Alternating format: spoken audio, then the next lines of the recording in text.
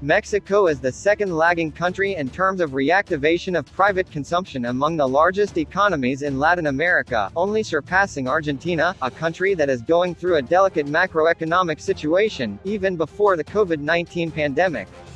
During the first half of the year, the indicator had a 4% decrease in our country compared to the first half of 2019, the year before the health crisis. This slippage is far from the 5.9% advance observed in Colombia or the 3.1% and 0.1% expansions registered in Chile and Peru, respectively, according to a review by Economista of the original figures published on the internet portals of the central banks and statistical institutes of the countries indicated.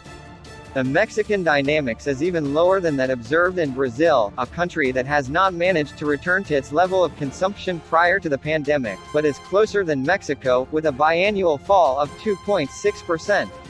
Argentina, which has been going through a severe inflation and debt crisis for several years, shows a contraction of 7.5%.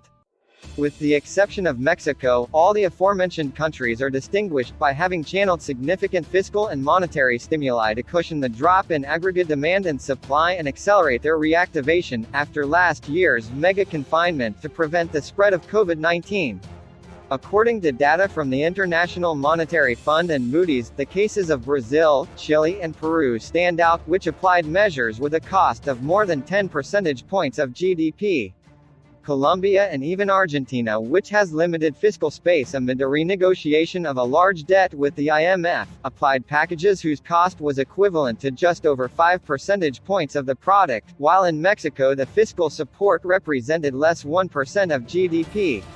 The drop in Mexican household consumption during the second quarter of 2020 was 21% year-on-year, the third most pronounced among the economies analyzed, only surpassed by Peru, -22.1%, and Argentina, -23.8%. In the process of economic recovery, the Mexican government has relied on the positive effects of the neighborhood with the United States, a country whose ambitious stimulus programs to reactivate the economy have generated economic spillovers in Mexico. An example of this are the remittances sent by Mexican nationals in the United States, which in 2020 broke a record by growing 11.4% to $40,607 million, and in 2021 they are shaping up to beat the mark. Between January and August 2021, this flow of resources has increased 24.8% to $32,931 million. Another pillar of the Mexican reactivation that also depends on its northern neighbor are exports, which between January and August of this year, have grown 3.5% compared to the same period of 2019 and since November 2020 had exceeded their pre-pandemic levels. These carry-over effects will not be enough, however, for the Mexican economy to return this year to its 2019 level, which would happen in the cases of Colombia, Chile and Brazil, according to the forecasts of the Economic Commission for America Latina, which expects growth in these economies of 9.2%, 7.5% and 5.2%, respectively.